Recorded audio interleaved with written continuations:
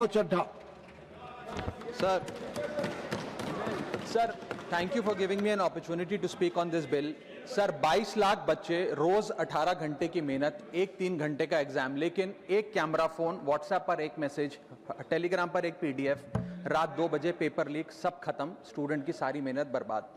Therefore, sir, I rise today to speak wholeheartedly in support of the students of India and to welcome the Public Examination Amendment Bill 2026.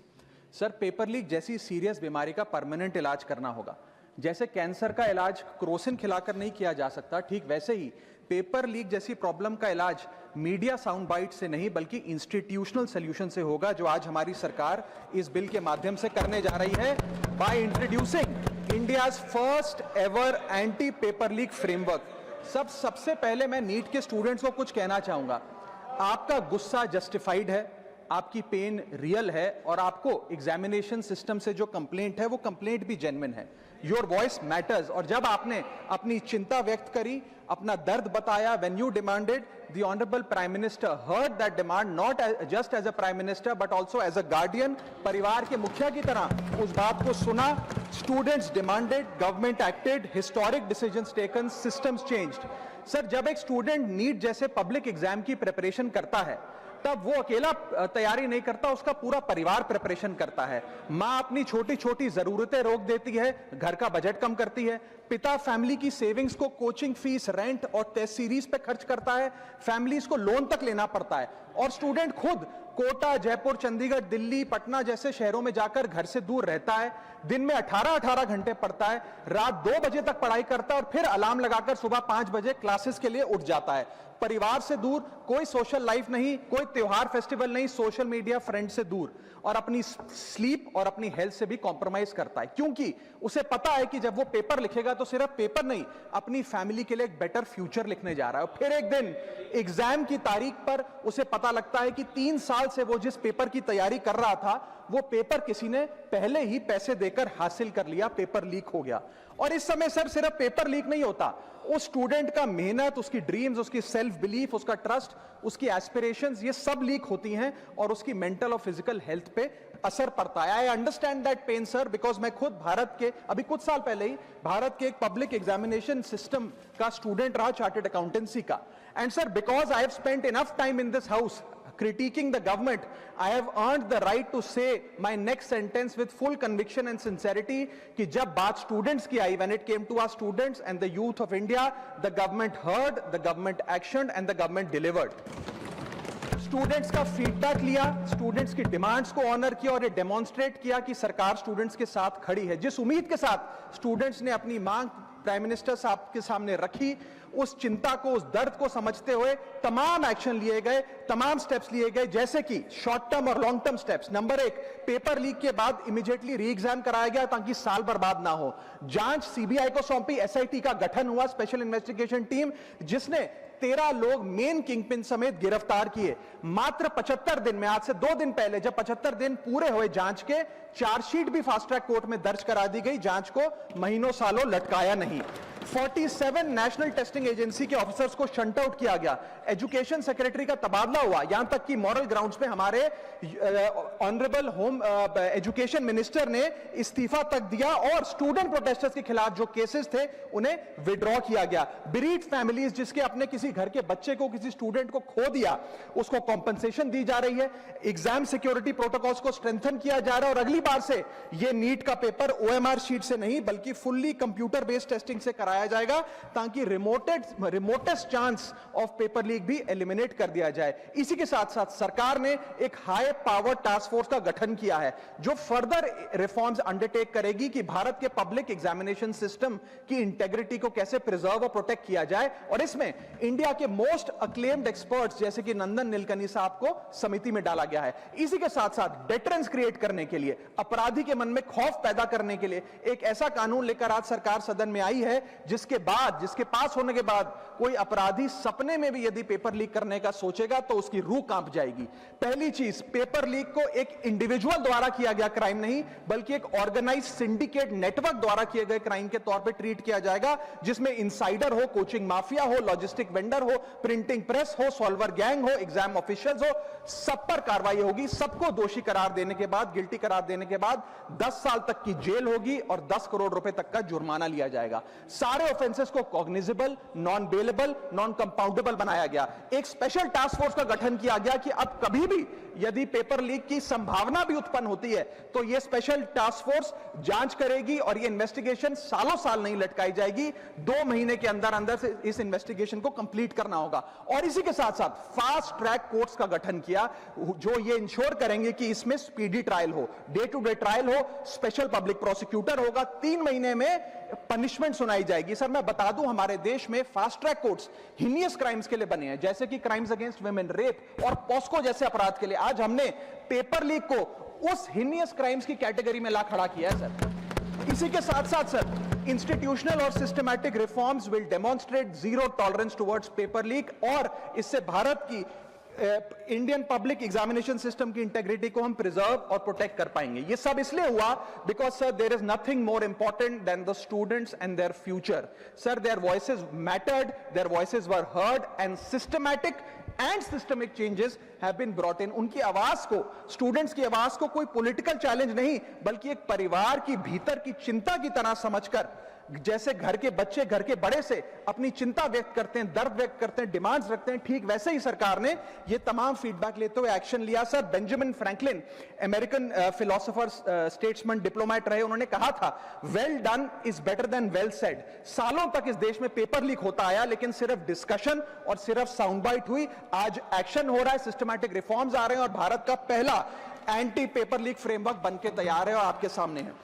Sir इसी के साथ साथ paper leak किसी एक party का, किसी एक सरकार का ऑफिसर या मिनिस्ट्री की देन नहीं है और ये कोई 2026 का फिनोमेना भी नहीं है। सर मैं बता दूं कि सर जब बात अकाउंटेबिलिटी की हो, मोरालिटी की हो, जवाबदेही की हो, तो इसलिए इससे जब बात अकाउंटेबिलिटी की हो, मोरालिटी की हो, जवाबदेही की हो, तो सर ये इससे तय नहीं होना चाहिए कि पेपर लीक कौन से राज्य में हुआ, कौन सी मिनिस्टर के अंडर हुआ, कौन सी पार्टी में हुआ, क्योंकि ये एक पैन इंडिया ऑर्गेनाइज्ड क्राइम है, क्रॉनिक डिजीज है। मैं ये बात इसलिए कह रहा हूं क्योंकि 19 जुलाई 2026 को, आज से मात्र 10 दिन पहले, पंजाब के अंदर एक फार्मेसी ऑफिसर रिक्रूटमेंट का एग्जाम हुआ। उसमें मैसिव इरेगुलरिटीज देखी गई, ब्लूटूथ डिवाइसेस के माध्यम से लाइव चीटिंग चल रही थी और चीटिंग सिंडिकेट वो चीटिंग फैसिलिटेट कराने के लिए 13 लाख रुपए का रेट चार्ज कर रहा था। यही नहीं सर, आम आदमी पार्टी की सरकार जब पंजाब में बनी तब से अभी तक नायब तहसीलदार के एग्जाम में इरेगुलरिटीज देखी गई और लार्ज स्केल चीटिंग हुई। पंजाब स्टेट एजुकेशन बोर्ड में 12वीं क्लास का इंग्लिश का पेपर लीक हुआ, पीएसटीईटी स्कूल टीचर रिक्रूटमेंट का एग्जाम का पेपर लीक हुआ, पीएसएसबी के ग्रुप ऑफिसर के रिक्रूटमेंट का एग्जाम लीक हुआ, एग्रीकल्चरल डेवलपमेंट ऑफिसर के रिक्रूटमेंट का एग्जाम लीक हुआ और एक्साइज और टैक्सेशन इंस्पेक्टर की रिक्रूटमेंट की मेरिट की लिस्ट जब आई तो उसमें फर्जी नाम डाल के जारी कर दिया गया। सर मैं आ रहा हूं, अब मैं कांग्रेस पे ही आ रहा हूं।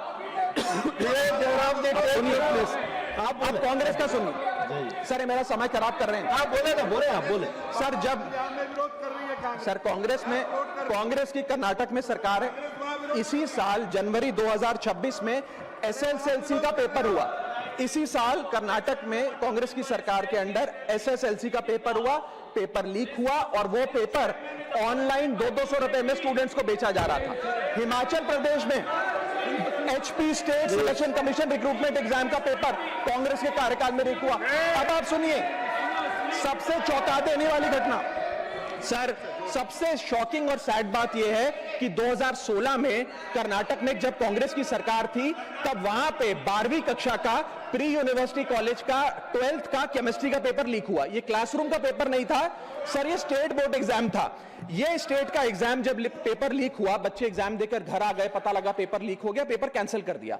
20 दिन बाद री एग्जाम कराया गया, री एग्जाम का पेपर भी लीक हो गया और उसके बाद रात को 3:30 बजे वो पेपर व्हाट्सएप पे घूम रहा था, री एग्जाम को भी कैंसिल करना पड़ा। इसके बाद जब जांच हुई, स्टेट सीआईडी ने जांच करी तो 3 लोगों को अरेस्ट किया, जिसमें कर्नाटक सरकार के मेडिकल एजुकेशन मिनिस्टर डॉक्टर शरण पाटिल का पीए खुद शामिल था। पीए 10-10 लाख रुपए लेकर पेपर लीक कर रहा था।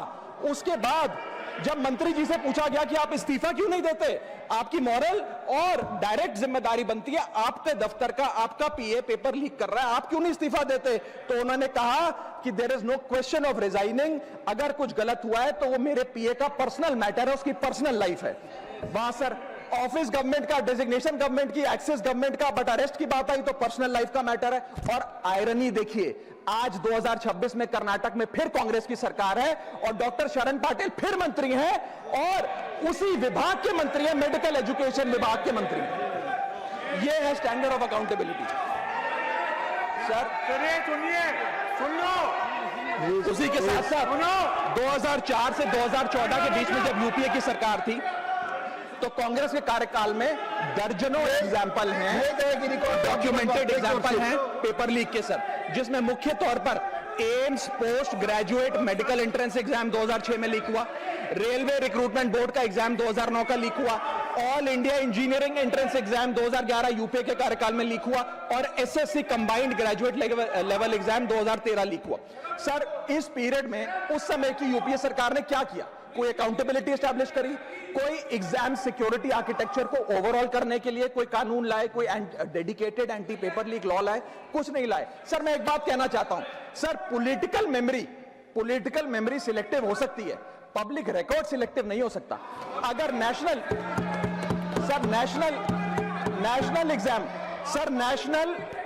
एग्जाम का पेपर लीक अगर नेशनल क्राइसिस है, जो कि है, तो सर ऑपोजिशन रूल्ड स्टेट का पेपर लीक एक लोकल इंसिडेंट कैसे हो सकता है? सर स्टूडेंट में तो फर्क नहीं होता। अगर नीट के स्टूडेंट्स का पेन जेन्युइन है, जो कि जेन्युइन है, तो सर पंजाब के फार्मेसी एग्जाम के स्टूडेंट्स का और कर्नाटक के एसएलसी एग्जाम के स्टूडेंट्स का पेन भी जेन्युइन है। स्टूडेंट का पेन पार्टी देखकर चेंज नहीं होता और ठीक उसी तरह रिफॉर्म और अकाउंटेबिलिटी भी पार्टी देखकर चेंज नहीं हो सकती। अब मैं स्टूडेंट्स के बारे में कुछ कहना चाहता हूं। सर देयर वॉइस मैटर्स, उनकी मांगे जायज हैं। सर स्टूडेंट्स द्वारा प्रोटेस्ट करना, सवाल पूछना, डिमांड रेस करना, कोर्ट जाना, पीसफुल मार्च निकालना, ये सब उनका संवैधानिक अधिकार है और ये करना भी चाहिए। लेकिन सर स्टूडेंट का प्रोटेस्ट स्टूडेंट का रहे, किसी पॉलिटिकल पार्टी की रैली ना बन जाए, वे अपना माइक किसी को आउटसोर्स ना करे, क्योंकि सर स्टूडेंट की लड़ाई तो एग्जाम सिस्टम को सिक्योर बनाने की है, नेताओं की लड़ाई अपनी सोशल मीडिया रीच बढ़ाने की है। सर जब पॉलिटिकल लीडर्स प्रोटेस्ट के टाइम पर बैरिकेड के आगे स्टूडेंट को भेज खुद कैमरे की सेफ साइड पे रहें, तो उनसे पूछिए कि रिस्क मेरा और रील तुम्हारी, ये पार्टनरशिप कैसी? सर स्टूडेंट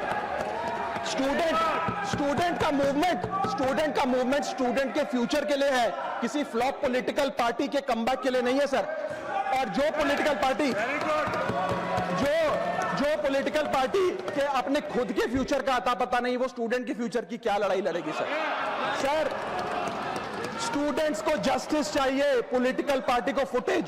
स्टूडेंट को एग्जाम सिक्योर करना है, पॉलिटिकल पार्टी को वायरल क्लिप। स्टूडेंट का सवाल फ्यूचर का है, नेता का कैलकुलेशन अगले इलेक्शन का। इसीलिए मैं ऑपोजिशन पार्टीज को कहना चाहता हूं, don't use students emotion for your political promotion.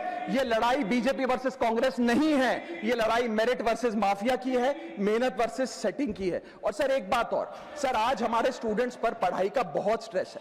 हमारे समाज ने, हमारी सोसाइटी ने आज बच्चों का, क्योंकि हम बेस्ट चाहते हैं, अपनी बच्चों से पढ़ाई संबंधित एक्सपेक्टेशन को प्रेशर में बदल दिया है। और ये प्रेशर सर स्कूल से ही शुरू हो जाता है।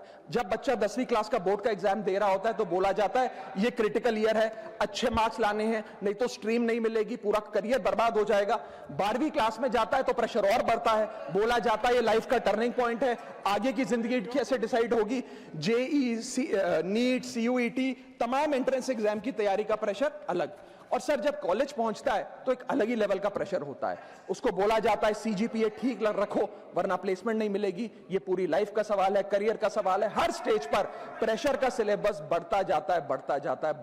और ओवरऑल सर इंडिया में कंपटीशन बहुत फास्ट स्पीड पे बढ़ रहा है, लेकिन उसी के साथ साथ कंपैरिजन भी बहुत फास्ट स्पीड पे बढ़ रहा है। सबसे पहले जब बच्चा स्कूल जाता है तो अपने स्कूलमेट्स, क्लासमेट से कंपैरिजन होता है। कोचिंग सेंटर जाता है तो वहां कोचिंग सेंटर के स्टूडेंट से कंपैरिजन होता है। ऑल इंडिया रैंकर से कंपैरिजन होता है, घर आता है तो पड़ोसी और रिश्तेदारों के बच्चों से कंपैरिजन होता है। ये कंपैरिजन मोटिवेशन नहीं सर, प्रेशर और स्ट्रेस में बदलता जा रहा है। सर जैसे 3 इडियट्स पिक्चर में कहा था ना, काबिल बनो, कामयाबी झक मारकर पीछे आएगी, ठीक उसी तरह समाज को, हम सबको, अगर कोई स्टूडेंट चिंतित दिखे, स्ट्रेस में दिखे, उसे कहना चाहिए कि एग्जाम इंपॉर्टेंट है लेकिन तुम एग्जाम से ज्यादा इंपॉर्टेंट हो सर, क्योंकि घर स्टूडेंट का सेफ स्पेस होना चाहिए सर, दूसरा एग्जाम सेंटर नहीं। और एक रैंक रिजल्ट डिसाइड कर सकती है बच्चे का, उसका फ्यूचर नहीं, वैल्यू नहीं, उसकी पूरी जिंदगी नहीं। और अंत में sir, I just take 1 more minute sir, अंत में मैं अपने वेल विशर्स को भी कुछ कहना चाहूंगा, जो पिछले कुछ समय से मुझे कह रहे थे कि राघव आप नीट के इशू पर कब बोलोगे, आपको हम सुनना चाहते हैं। मैं बड़ी हम्बली कहना चाहता हूं सर, जब मैं ऑपोजिशन में बैठता था तब सवाल मेरा हथियार था, आज मैं ट्रेजरी बेंचेस पर बैठता हूं, आज सोल्यूशन मेरी जिम्मेदारी है। मैं भी रोज कैमरे के सामने आकर साउंड बाइट दे सकता था, लेकिन मुझे हेडलाइन नहीं सर, मुझे आउटकम चाहिए। और जब मैं ऑपोजिशन में था तब मेरा काम इशू रेस करना और सवाल उठाना था, और पूरा सदन, और आप जानते हैं मैंने वो काम पूरी ईमानदारी से किया। लेकिन आज मेरा रोल कैमरा के सामने अटेंडेंस लगाने का नहीं है, मेरा role is, my focus is to fix the system. इसीलिए मैंने अपने आप से एक वादा किया, I made a promise to myself कि मैं इस मुद्दे पर पार्लियामेंट में बोलूंगा, और उस दिन बोलूंगा जिस दिन हम प्रॉब्लम सॉल्व कर रहे होंगे, सोल्यूशन लेकर आएंगे, when the system is getting fixed. And today is that historic day when the system is getting fixed. और सर, बिकॉज आज जो रिफॉर्म्स हम लेकर आए हैं, जो सरकार सदन में लेकर आई है, वो इतने जरूरी हैं क्योंकि इन रिफॉर्म से सिस्टम और मजबूत होगा, पेपर और सिक्योर होगा, एग्जाम फेयर होगा, मेरिट का सम्मान होगा, माफिया जेल में होगा, सरकार पहरेदार होगी, कार्रवाई दमदार होगी, स्टूडेंट्स की जीत होगी, माफिया की हार होगी। जय हिंद।